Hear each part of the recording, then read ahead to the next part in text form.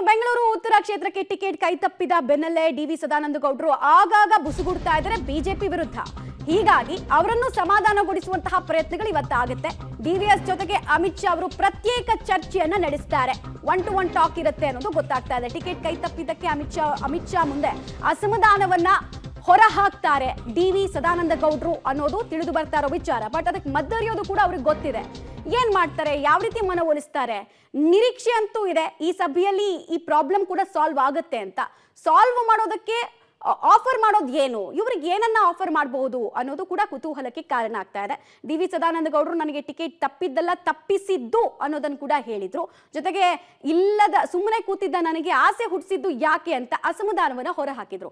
ಅದೆಲ್ಲಕ್ಕೂ ಕೂಡ ಮುಲಾಮು ಹಚ್ಚೋ ಕೆಲಸ ಇವತ್ತಿನ ಮೀಟಿಂಗ್ ನಲ್ಲಿ ಆಗುತ್ತೆ ಅನ್ನೋದು ತಿಳಿದು ಬರ್ತಾ ಇರುವಂತಹ ವಿಚಾರ. ಹೀಗಾಗಿ ಸಾಲು ಮ್ಯಾರಥಾನ್ ಮೀಟಿಂಗ್ಗಳು ಒಂದೊಂದು ಕ್ಷೇತ್ರಕ್ಕೆ ಸಂಬಂಧಪಟ್ಟಂತೆ, ಅದರಲ್ಲೂ ಬಿಜೆಪಿಗೆ ತುಂಬಾ ಕ್ರಿಟಿಕಲ್ ಆಗಿರುವಂತಹ ಬಂಡಾಯದಿಂದ ಒಳಪೆಟ್ಟು ಬೀಳುವಂತಹ ಸಾಧ್ಯತೆ ಇರುವ ಕ್ಷೇತ್ರಗಳ ಕಡೆಗೆ ಹೆಚ್ಚು ಫೋಕಸ್ ಮಾಡ್ತಾ ಇದ್ದಾರೆ. ಎಲ್ಲಿ ಅಭ್ಯರ್ಥಿ ತನ್ನ ಸ್ವಂತ ಬಲದಲ್ಲಿ ನಿಂತು ಹೋರಾಟ ಮಾಡಬೇಕು ಅಲ್ಲಿ ಹೆಚ್ಚು ಫೋಕಸ್ ಅನ್ನ ಕೂಡ ಮಾಡ್ತಾ ಇದ್ದಾರೆ.